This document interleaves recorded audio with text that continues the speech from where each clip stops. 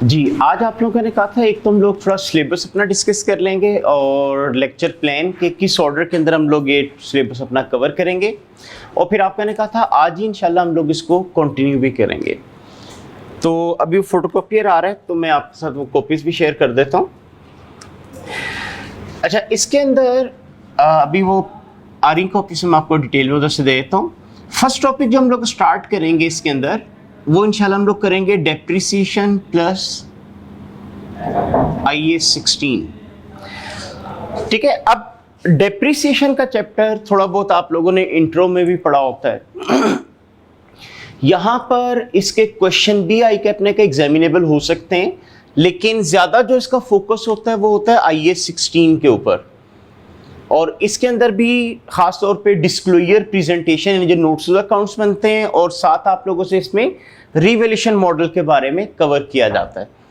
तो फर्स्ट जो टॉपिक होगा वो हम लोग इंशाल्लाह इसको कवर करेंगे। इसके बाद डेप्रिसिएशन के अंदर जो अकाउंट्स वगैरह बनते हैं उन्हीं की बेस के ऊपर हमें जो नेक्स्ट टॉपिक करना होगा वो आपके आ जाएगा स्टेटमेंट ऑफ कैश फ्लोज।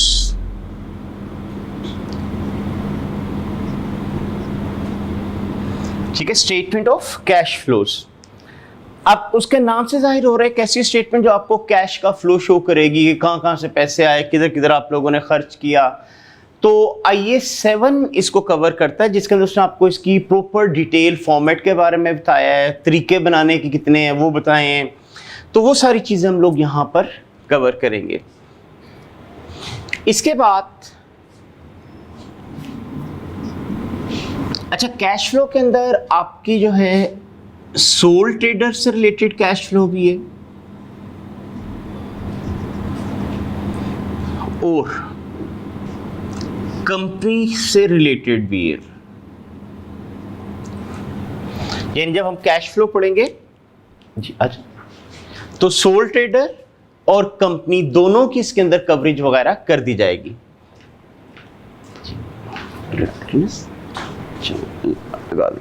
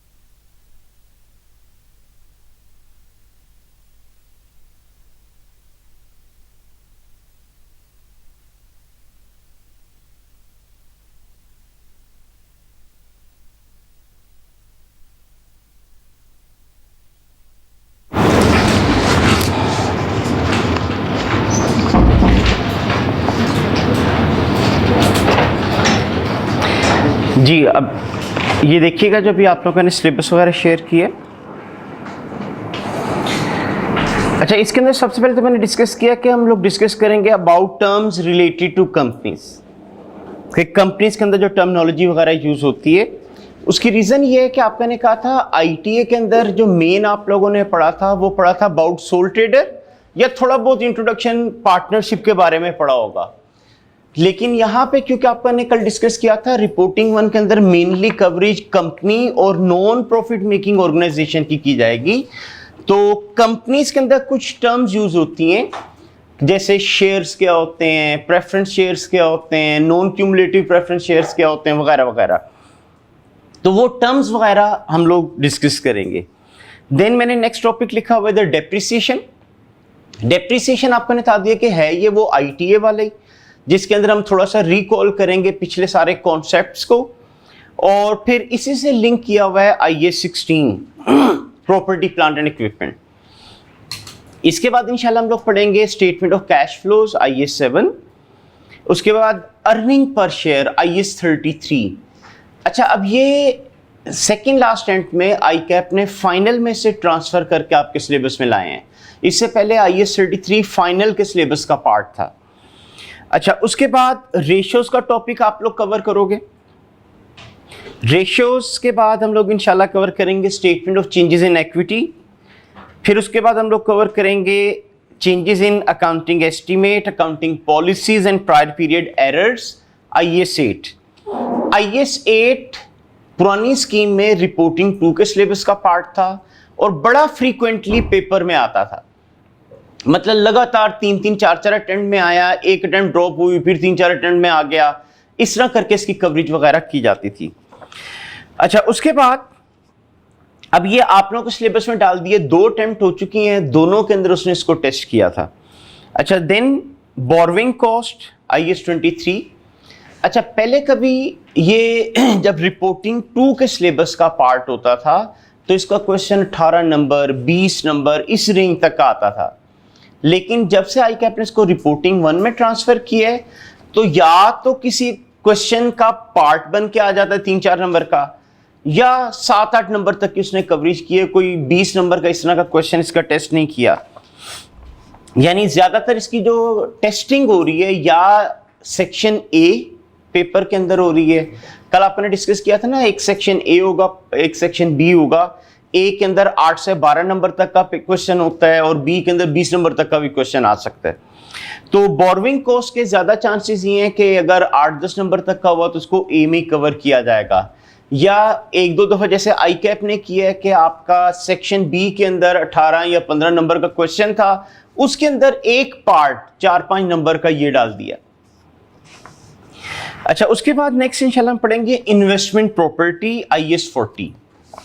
अच्छा, प्रॉपर्टी तो आपको पता है कि जो आप लोगों ने लैंड या बिल्डिंग वगैरह खरीदी होती। इन्वेस्टमेंट प्रॉपर्टी मतलब ऐसी प्रॉपर्टी जो आपने इन्वेस्टमेंट की इंटेंशन से खरीद ली। अब क्वेश्चन नहीं आता इन्वेस्टमेंट की इंटेंशन से खरीदने का क्या मतलब। तो देखिए, घर को कैसे आप इन्वेस्टमेंट के तौर पे खरीद सकते हैं, क्या पॉसिबिलिटी होती है। मतलब इन्वेस्टमेंट तो ऐसी चीज होती है ना, जैसे कोई आपको इनकम आनी हो, तो घर से कैसे इनकम आ सकती है। हाँ, रेंट पे दे के आ सकती है, बिल्कुल ठीक है। या फिर घर की कीमत बढ़ जाए और फिर आप उसको बेच दें और आपको प्रॉफिट हो जाए, तो ये भी तो आपके लिए इनकम ही है ना। तो इन्वेस्टमेंट प्रॉपर्टी के जब आप स्टैंडर्ड पढ़ेंगे तो इंशाल्लाह आप उसमें देखेंगे, वो आपको कहेगा ऐसी प्रॉपर्टी जो इस इंटेंशन से खरीदी गई कि या हम उसको लेट आउट करेंगे, किराए पे देंगे, या जब उसकी कैपिटल एप्रिसिएशन हो जाएगी, कीमत बढ़ जाएगी, उसको बेच के प्रॉफिट अर्न कर लेंगे, तो वो चीज इसके अंदर कवर कर दी जाएगी।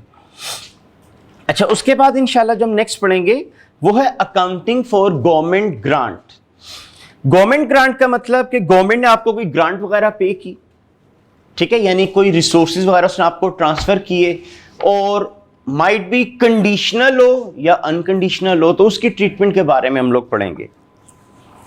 ये भी 2 अटेम्प्ट पहले फाइनल के सिलेबस का पार्ट था, लेकिन 2 अटेम्प्ट पहले फिर ICAP ने इसको आपके सिलेबस का पार्ट बना दिया था। उसके बाद इंपेयरमेंट लॉसेस IAS 36।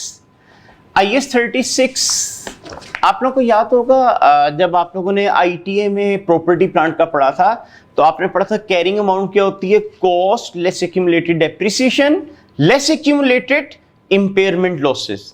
तो वो इम्पेयरमेंट लॉस का इनफैक्ट IS 36 है, वो आप लोगों ने इधर पढ़ना है।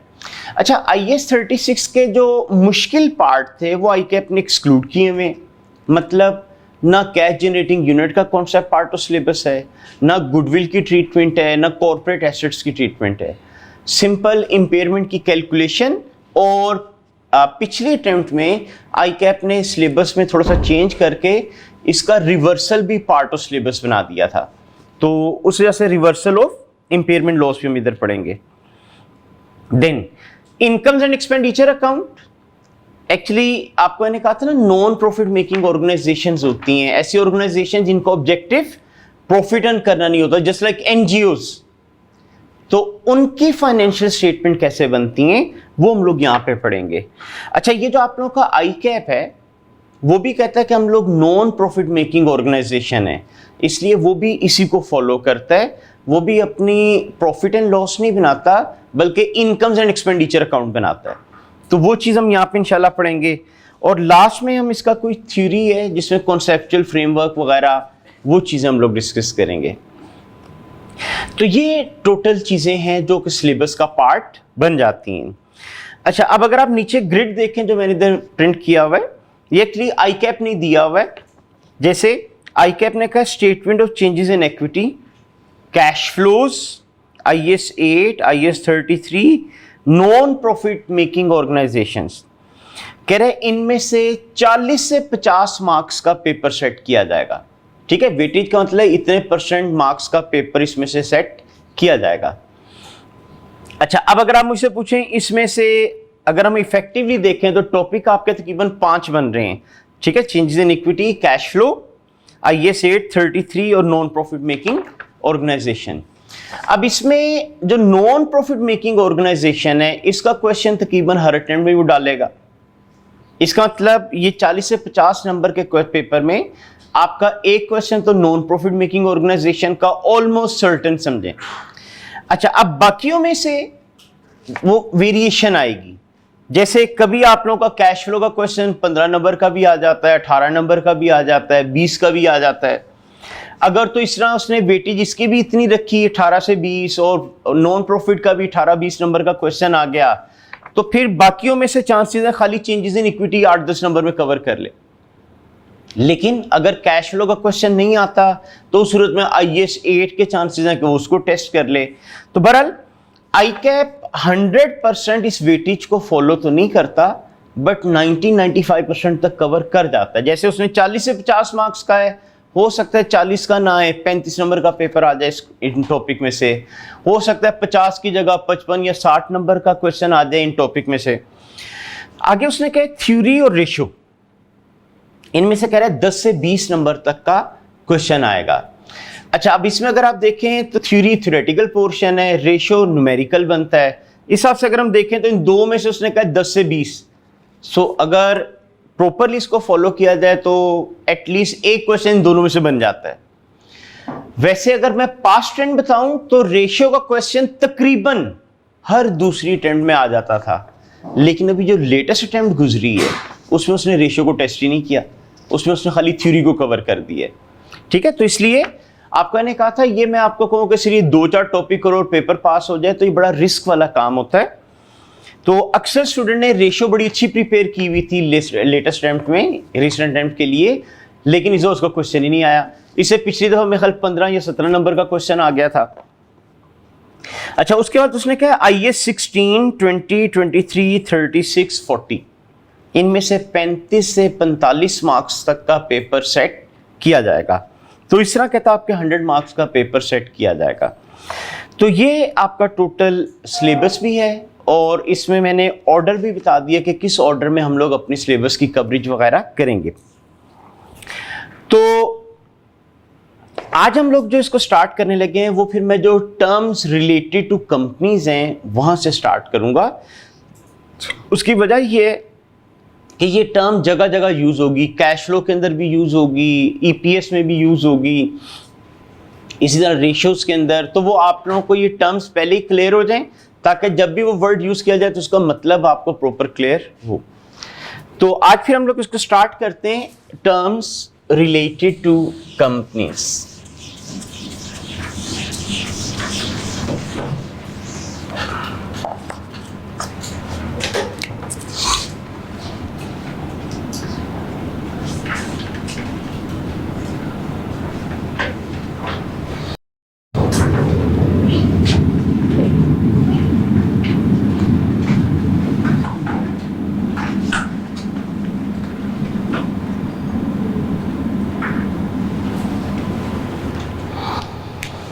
जी, पहली टर्म यूज करते हैं शेयर्स।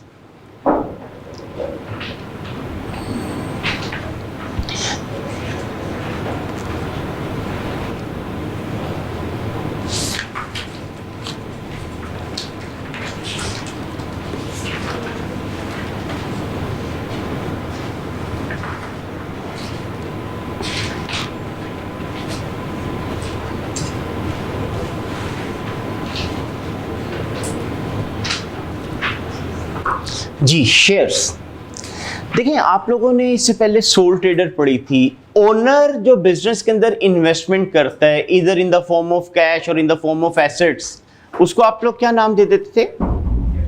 कैपिटल। ठीक है, अब सोल ट्रेडरशिप या इवन पार्टनरशिप में भी ओनर जो इन्वेस्टमेंट करो तो हम कैपिटल कह देते हैं। कल आपको मैंने थोड़ा सा इंट्रोडक्शन दिया था, कंपनी के अंदर लार्जर अमाउंट ऑफ कैपिटल चाहिए होती है और उस फंड को रेस करने का तरीका क्या होता है कि आपकी कंपनी सर्टिफिकेट्स प्रिंट कराती है under the common seal of company. Common seal mean आपकी कंपनी का लोगो, नाम वगैरह उस पे होगा। ठीक है, और पाकिस्तान में इसकी जो वैल्यू होती है वो 10 रुपए होती है। ठीक है, इन पाकिस्तान के अंदर जो शेयर की कीमत होती है वो 10 रुपए होती है, जो उसकी प्रिंटेड वैल्यू है। अच्छा, अब होगा क्या कि मेरी कंपनी ने फंड रेस करने हैं। अगर मैं कहूं जी मुझे 10 करोड़ रुपया चाहिए तो एक या दो बंदा मुझे दे दे तो शायद पॉसिबल ना हो। लेकिन अगर मैं कहूं यार ये 10-10 रुपए वाले सर्टिफिकेट्स हैं, ये लोग खरीदना शुरू कर दें, तो क्या होगा? किसी ने 500 खरीद लिए, किसी ने 1000 खरीद लिए, किसी ने 10,000 खरीद लिए, यानी जितने पैसे होंगे उस हिसाब से वो ये शेयर्स खरीदते जाएंगे। अब किसी ने मुझे लाख रुपया दे दिया, किसी ने 25,000 दे दिया, किसी ने 50,000 दे दिया, किसी ने 10 लाख दे दिया, एग्रीगेट बेस के ऊपर 5-6 करोड़ रुपया इजीली रेंज हो जाएगा। जैसे आप लोगों ने देखा आजकल गवर्नमेंट ने जो फ्लड रिलीफ के लिए आप जब सेल फोन पे कॉल करते हैं तो वो आपको आता है कि 9999 पे आप मैसेज भेजें तो 10 रुपये उसमें फ्लड रिलीफ में चला जाएगा। ठीक है, तो अब वो क्या चीज है कि वो गवर्नमेंट ने क्या किया हुआ है कि अगर मतलब फर्ज करें आपको कहा जाए जी लाख रुपया दो फ्लड रिलीफ के तौर पे, तो शायद आपके लिए पॉसिबल ना हो, या मुझे कहा जाए शायद मैं भी ना दूं। तो वो क्या कर रहे हैं, अब 10-10 रुपए करके इकट्ठा कर रहे हैं। हो सकता है अगर फर्ज करें 1 करोड़ लोग भी 10-10 रुपए दे दें तो 10 करोड़ रुपया इकट्ठा हो जाता है। तो इसी तरह यहाँ पे हम बात कर रहे हैं बड़ी स्मॉल डिनोमिनेशन का ये सर्टिफिकेट होता है और ये सर्टिफिकेट आपका शेयर कहलाता है। तो शेयर क्या चीज है? ये इक्विटी इंस्ट्रूमेंट होता है, ये एक एक्नॉलेजमेंट होता है कि आपने इस कंपनी की इक्विटी में पार्टिसिपेशन की हुई है। जैसे सोल ट्रेडर में तो आप ही ओनर होते हैं ना, सारा पैसा ही आपका लगा होता है। लेकिन कंपनी के अंदर हम लोग क्या करते हैं, जो कैपिटल रेज करना होता है, जो कैपिटल इकट्ठा करना होता है, वो हम किस तरह करते हैं? Under the common seal of company certificate print कराते हैं और जनरल पब्लिक वगैरह को हम लोग सेल आउट कर देते हैं। अब जितने पैसों के लोग खरीदेंगे उतनी अमाउंट से वो शेयर उनको मिल जाएंगे। मतलब फर्ज करें आपने मुझे 10,000 रुपये दिए, मैंने आपको 1000 शेयर दे दिए, किसी ने मुझे 50,000 दिए, उसको मैंने 5,000 शेयर दे दिए, एंड सो ऑन।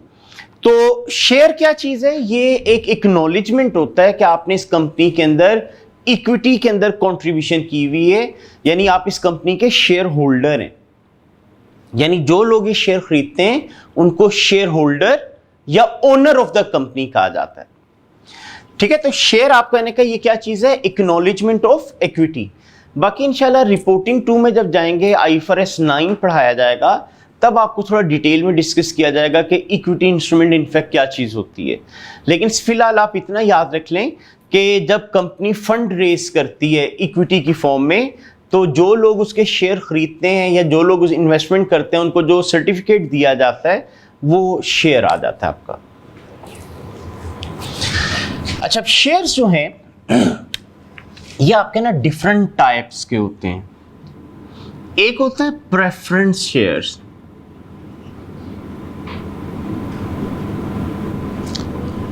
और एक होते हैं ऑर्डिनरी शेयर्स।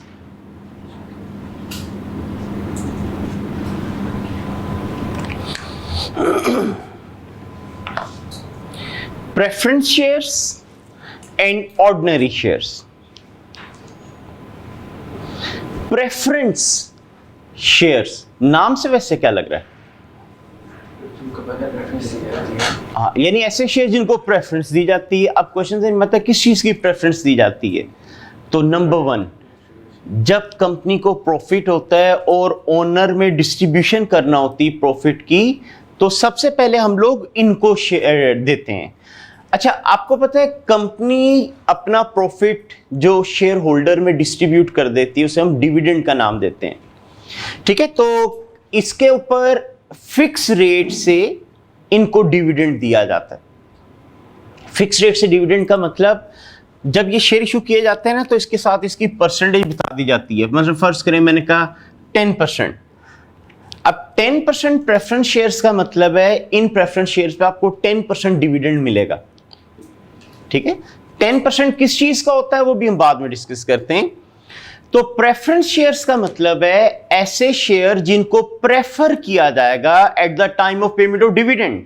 मतलब जब हम डिविडेंड देने लगेंगे तो पहले इन लोगों को देंगे, उसके बाद अगर पैसे बच गए तो ऑर्डिनरी शेयर होल्डर को डिविडेंड दिया जाएगा, वरना उनसे एक्सक्यूज कर लेंगे कि यार आप लोगों के लिए पैसे नहीं बचे।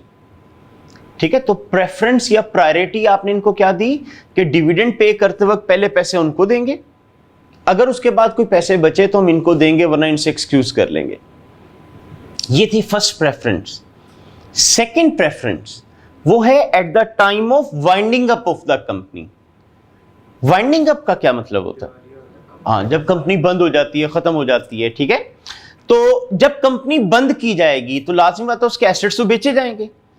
एसेट्स बेच के जो पैसा आएगा उस पैसे से हम सबसे पहले पेमेंट करते हैं बिजनेस की सिक्योर्ड लाइबिलिटीज।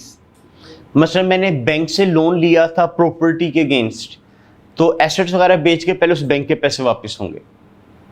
ठीक है, तो पहले सिक्योर्ड लाइबिलिटीज हम पे करते हैं, फिर अनसिक्योर्ड लाइबिलिटीज पे करते हैं।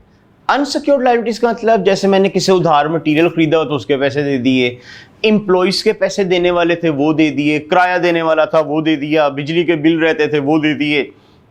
ये सारी अनसिक्योर्ड लाइबिलिटीज थी। इनको पे करने के बाद जो पैसा बचता है हम लोग प्रेफरेंस शेयर होल्डर को वापस करते हैं।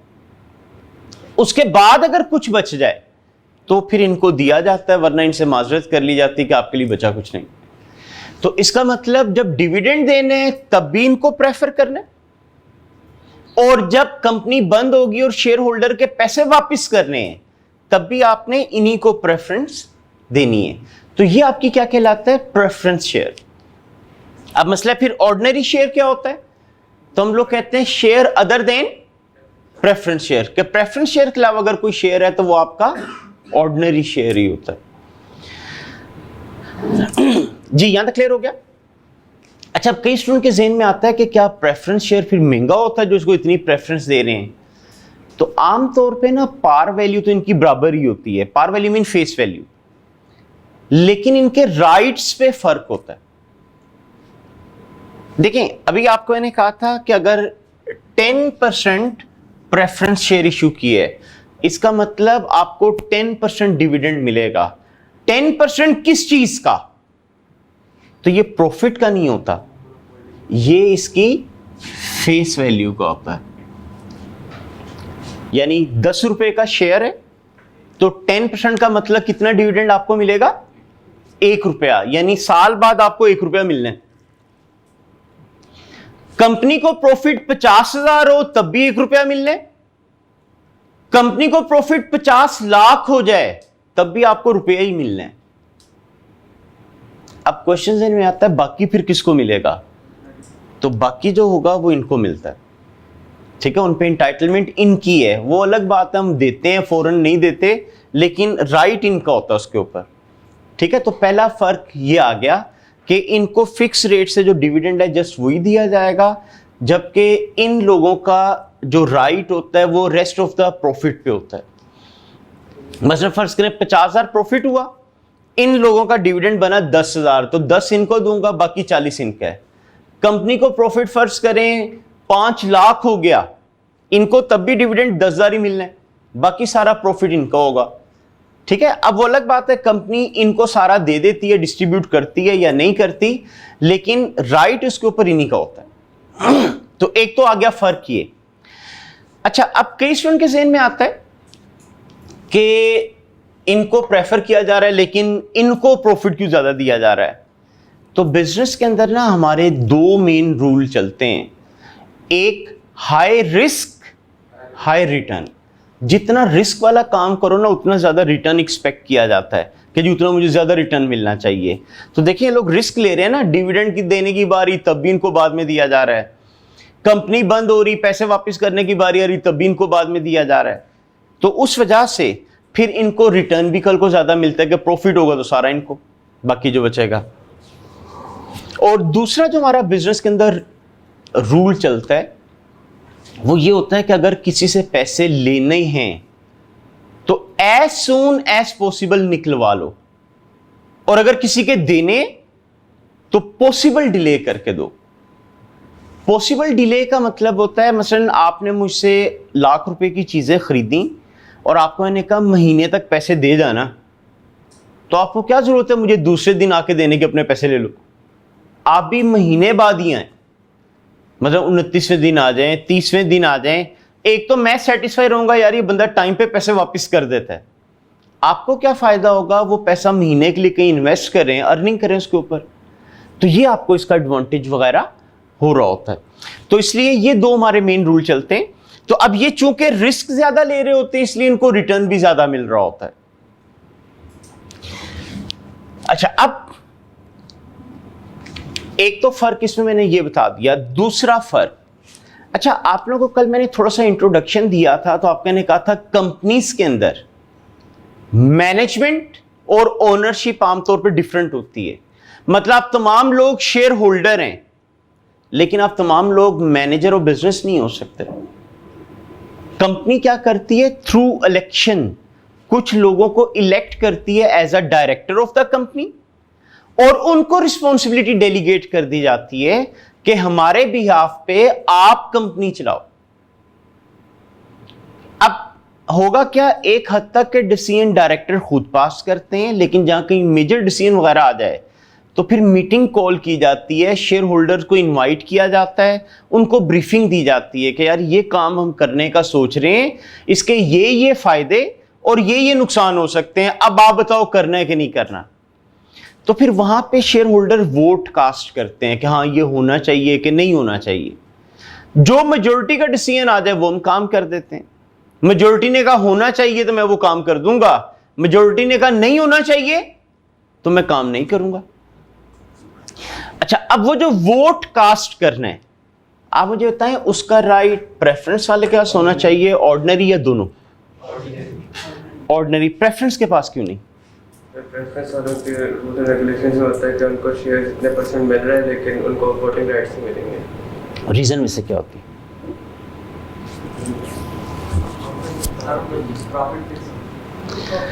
हाँ देखिए, कंपनी के प्रॉफिट बढ़ने में उनका इंटरेस्ट कोई नहीं है। कंपनी को 50,000 प्रॉफिट हो तब भी इसको रुपया मिलने पर शेयर, कंपनी को 50 लाख प्रॉफिट हो तब भी 1 रुपये मिलने पर शेयर। तो एक साइकोलॉजिकल बात होती है ना कि अगर मेरा फायदा नहीं हो रहा तो फिर मेरी खुशी होगी, किसी का भी ना हो सकता है कि कंपनी ने जो प्रपोजल दी है वो काम करने में फायदा होना हो शेयर होल्डर का, लेकिन उसको पता है कि यार कंपनी का प्रॉफिट बढ़ गया, मुझे क्या मिलना है, कुछ भी नहीं एक्स्ट्रा मिलना।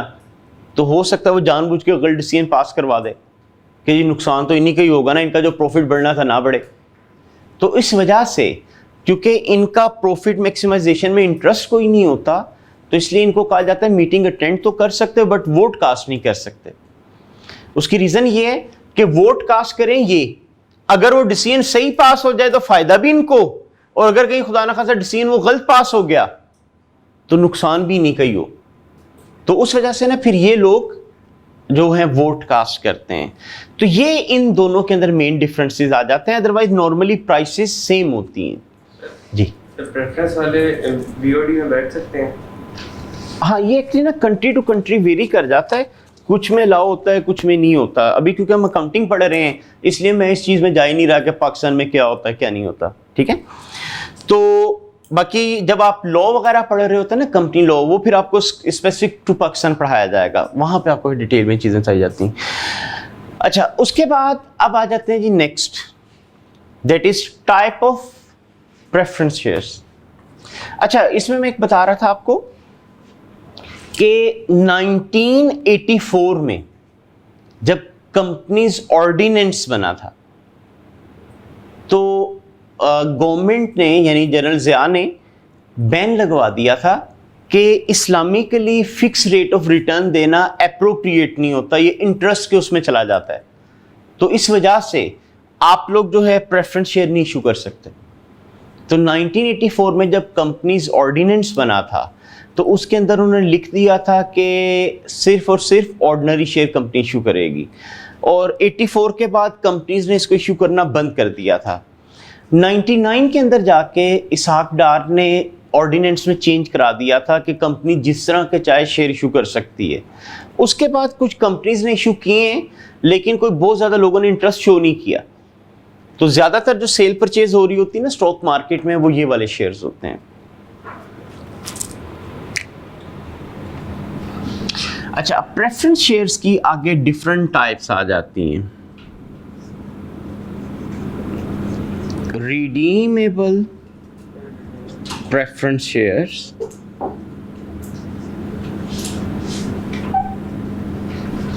and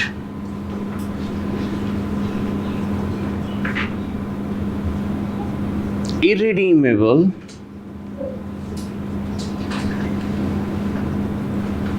preference shares।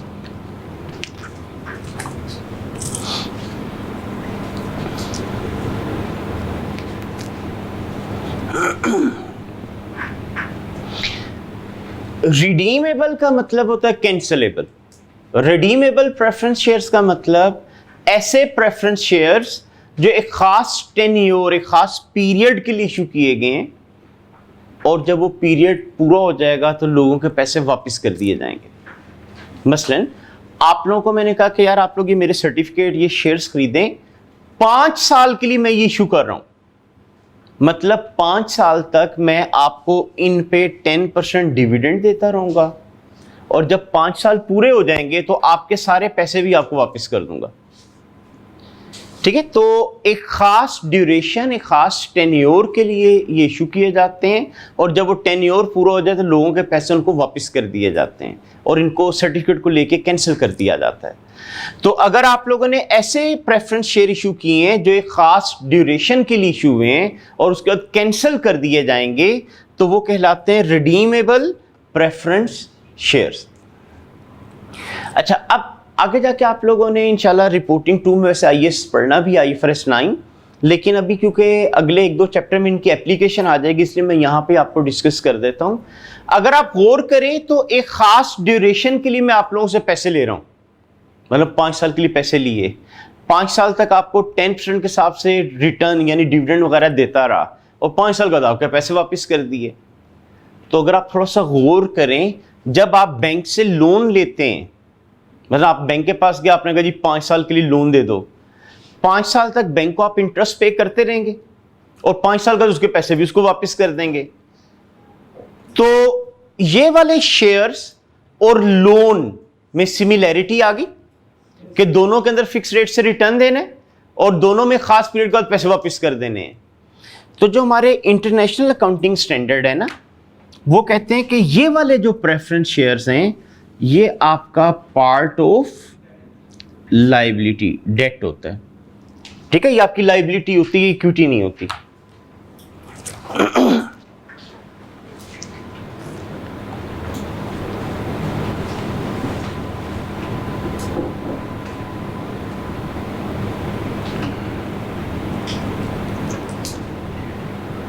Next, irredeemable preference shares. अब इररिडीमेबल फिर नाम से क्या लग रहा है? हाँ, जो कैंसिल नहीं होंगे, जिनके पैसे कंपनी उस वक्त तक वापस नहीं करेगी जब तक कंपनी ये ना समझे कि अब हमें इस पैसे की जरूरत नहीं रहेगी, या कंपनी वाइंड अप ना हो जाए। मतलब फर्ज करें आप लोगों ने मेरी कंपनी के ये वाले शेयर्स खरीद लिए, ठीक है, इररिडीमेबल प्रेफरेंस शेयर्स आप लोगों ने खरीद लिए। अब कल को आपको पैसों की जरूरत पड़ जाए, ये नहीं होगा आप मेरे पास आ जाओ मेरे पैसे वापस करो। आपको पैसों की जरूरत पड़ी है, ये आप सर्टिफिकेट किसी और को बेच दो, उससे पैसे ले लो। उसको जरूरत पड़ गई, वो किसी और को बेच दे, उससे पैसे ले ले। कंपनी उसी वक्त पैसे वापस करेगी जब कंपनी समझती है अब हमें इस पैसे की जरूरत नहीं रहेगी, या कंपनी वाइंड अप नहीं हो जाती। ठीक है, तो इसलिए इसमें किसी खास ड्यूरेशन के लिए शेयर इशू नहीं होते, ये अनलिमिटेड पीरियड के लिए इशू हो रहे होते हैं। बाकी कंपनी पे डिपेंड करता है, कभी भी कैंसिल कर सकती खरीद के। अच्छा, अब ये जो हैं ये इक्विटी का पार्ट होते हैं, ये डेट में नहीं आता, सिर्फ ये आपकी डेट में आती, लायबिलिटी में। अच्छा, ये आगे दो तरह के होते हैं, non cumulative preference shares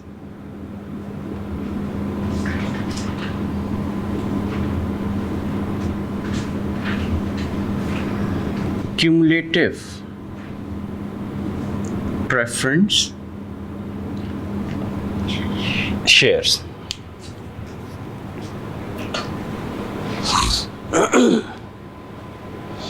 Non-cumulative preference shares and cumulative preference shares। Cumulate का क्या मतलब? इकट्ठा कर देना, ठीक है। तो नॉन क्यूमुलेटिव प्रेफरेंस शेयर्स का मतलब ऐसे प्रेफरेंस शेयर्स के जिनका डिविडेंड अगर किसी साल ना पे कर पाए तो उस साल का डिविडेंड वेस्ट हो जाएगा, फ्यूचर में दिया नहीं जाएगा।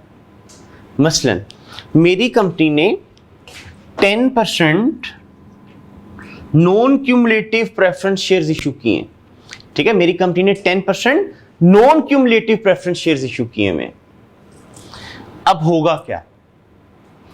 पहले साल कंपनी को लॉस हो गया, मैंने शेयर होल्डर से कहा कि यार इस दफा लॉस हुआ है तो सॉरी मैं आप लोगों को डिविडेंड नहीं दे सकता। अगले साल प्रॉफिट हुआ लेकिन बड़ा नॉमिनल सा हुआ, मैंने फिर माजरत कर ली कि यार इस साल भी आपको डिविडेंड नहीं दे सकता। उससे अगले साल प्रॉफिट हो गया, हैंडसम अमाउंट हुई, अब डिविडेंड देना पड़ेगा, लेकिन कितने ईयर्स का? सिर्फ उसी साल का, क्योंकि ये कौन से शेयर से? Non cumulative. नॉन क्यूमुलेटिव का मतलब है कि अगर किसी साल आप डिविडेंड ना पे कर पाओ तो वो राइट आपका वेस्ट हो जाता है, वो आपको डिविडेंड फ्यूचर में नहीं मिलता। मतलब पहले साल नहीं दे पाया, दूसरे साल नहीं दे पाया, तीसरे साल जब दूंगा तो जस्ट 10% ही दूंगा तीसरे साल वाला।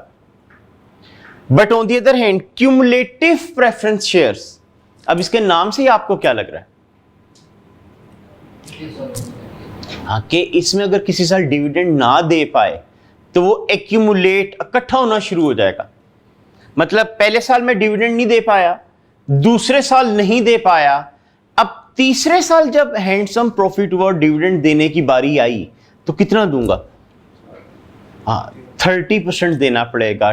10% पिछले 2 साल वाला और 10% करंट ईयर वाला, इस तरह मिलाकर 30% आप लोगों को डिविडेंड पे करना होगा। तो क्यूमुलेटिव प्रेफरेंस शेयर्स के अंदर ये होता है कि अगर किसी साल आप डिविडेंड ना पे कर पाएं तो वो एक्यूमुलेट, इकट्ठे होना शुरू हो जाते हैं, और फ्यूचर में जब प्रॉफिट्स अवेलेबल होंगे तो सारे डिविडेंड पे करना पड़ जाते हैं।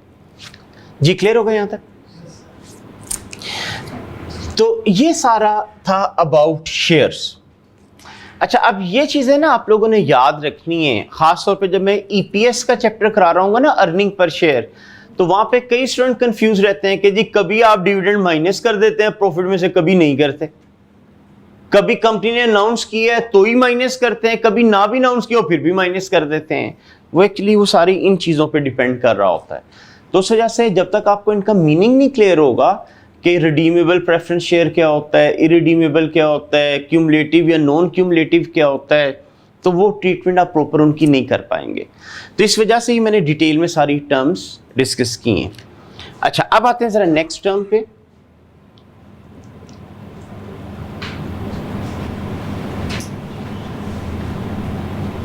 That is debentures.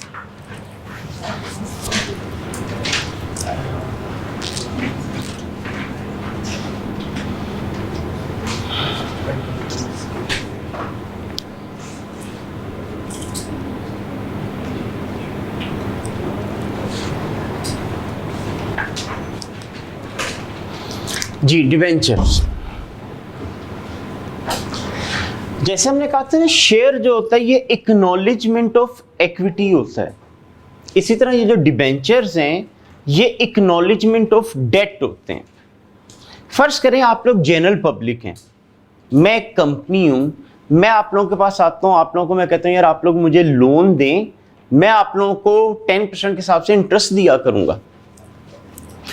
अब फर्ज करें आप लोग ट्रस्ट करते हुए मुझे पैसे दे देते हैं और साल बाद आप आते हैं जी इंटरेस्ट, और आपको मैं कहूँ कौन सा इंटरेस्ट, आप लोगों ने तो पैसे नहीं दिए थे मुझे, तो क्या आप लोगों के पास कोई एविडेंस है कि आपने मुझे पैसे दिए?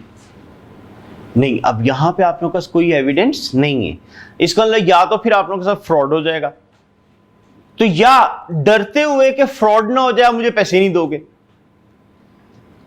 तो कंपनीज क्या करती हैं, जब जनरल पब्लिक से बोरोइंग्स करती हैं तो उसके लिए वो क्या करती हैं, इसका भी certificate under the common seal of company print करा देती हैं। और आम तौर पे पाकिस्तान के अंदर ना ये 100 रुपये इसकी वर्थ वैसे होती है, लेकिन कम ज़्यादा भी हो जाता है, 50 भी हो सकता है, 25 भी हो सकता है। तो अब फर्ज करें, अज्यूम करते हैं 100 रुपये का ही सर्टिफिकेट है, टर्म्स इसके ऊपर लिखी होंगी जी रेट ऑफ इंटरेस्ट 10% होगा, 3 साल के लिए इश्यू हो रहे हैं, 3 साल बाद आपके पैसे वापस कर दिए जाएंगे वगैरह वगैरह, डायरेक्टर के सिग्नेचर्स वगैरह होंगे। तो अब जिसने मुझे 50,000 दिए उसको मैं 50,000 मालियत के सर्टिफिकेट दे दूंगा, जिसने लाख रुपया दिए उसको लाख रुपए के दे दूंगा। सो अब आप लोगों के पास ना एविडेंस होगा कि कल को मैं कहूँ जी कौन सा इंटरेस्ट, कौन से पैसे दिए थे, तो आपका सर्टिफिकेट्स होंगे, ये जो सर्टिफिकेट है मेरे पास। तो डिबेंचर आपका एक्नॉलेजमेंट ऑफ डेट होता है, मतलब जब लोगों से पैसे हम रेज करते हैं लोन की फॉर्म में, तो उनको जो एक सर्टिफिकेट एज एन एविडेंस दिया जाता है वो डिबेंचर होता है। शेयर होल्डर उस बंदे को कहते हैं जिसने शेयर खरीदे होते हैं, डिबेंचर होल्डर कहते हैं जिसने डिबेंचर खरीदे होते हैं। अच्छा, अगर कभी आपसे पूछ लिया जाए कि शेयर्स और डिबेंचर में फर्क बताओ, या शेयर होल्डर और डिबेंचर होल्डर में फर्क बताओ, तो शेयर्स डेट का पार्ट होता है इक्विटी का, इक्विटी, जबकि डिबेंचर्स ये आपका डेट होता है। शेयर होल्डर को हम डिविडेंड पे कर रहे होते हैं और डिबेंचर होल्डर को इंटरेस्ट पे कर रहे होते हैं। ठीक है, डिविडेंड जो होता है ये होती है एप्रोप्रिएशन ऑफ प्रॉफिट। ठीक है, एप्रोप्रिएशन ऑफ प्रॉफिट मीन ये डिस्ट्रीब्यूशन ऑफ प्रॉफिट होता है, जबकि इंटरेस्ट जो होता है बिजनेस का एक्सपेंस होता है। ठीक है, आगे जाके इंशाल्लाह आप टैक्स का सब्जेक्ट पढ़ेंगे तो उसमें आप लोग देखेंगे कि प्रॉफिट के ऊपर टैक्स लगता है, यानी बिजनेसमैन के प्रॉफिट पे टैक्स लगता है, और प्रॉफिट निकालने के लिए क्या करता है, अपने रेवेन्यू में से अपने एक्सपेंसेस माइनस करता है। तो जो इंटरेस्ट वगैरह है ये आप लोगों का एक्सपेंस होता है। जी सर, डिबेंचर्स और ये रिडीमेबल प्रेफरेंस शेयर्स का एक ही तरह डील किया जाएगा? हाँ, ये दोनों एक ही तरह डील होंगे, ये भी लायबिलिटी में लिखा जाएगा, वो भी लायबिलिटी में लिखा जाएगा। इसका डिविडेंड भी इंटरेस्ट शो होता है और इसका रिटर्न भी इंटरेस्ट ही शो होता है। अच्छा जी, उसके बाद अगर हम लोग फर्दर बात करें, शेयर होल्डर को अगर डिविडेंड ना दें तो वो कोर्ट में नहीं जा सकता कि जी कंपनी मुझे डिविडेंड नहीं देती। इन लोगों को अगर डिविडेंड ना दें तो ये लीगल प्रोसीडिंग आपके अगेंस्ट शुरू कर सकते हैं कि जी हमारा इंटरेस्ट क्यों नहीं दे रहे ये लोग। ठीक है, तो ये भी इसमें फ़र्क आ जाता है। उसके अलावा आगे अभी हमने रेशो का चैप्टर नहीं पढ़ा। अगर शेयर्स इशू करते हैं तो गेयरिंग रेशो कम हो जाती है, डिबेंचर वगैरह इशू करते हैं गेयरिंग रेशो बढ़ जाती है, लेकिन वो फॉर्मूलास पे डिपेंड करेगा कि कैसे आप लोग अंडरस्टैंड उसे करते हैं। तो फिलहाल ये मेन 2-3 मैंने इनके डिफरेंसेस बता दिए। ठीक है, तो अभी चलें फिलहाल इसको मैं यहाँ तक रहने देता हूँ। कल इंशाल्लाह इसके जो अदर टर्म्स हैं वो सारी करके ना हम इसकी टर्म्स कल कंप्लीट कर लेंगे। कल साथ ना कैलकुलेटर लेके आइएगा, क्योंकि कुछ डिविडेंड वगैरह की कैलकुलेशंस वगैरह हमने देखनी है, तो कैलकुलेशन करने के लिए कैलकुलेटर होना चाहिए आपके पास। Thank you ji.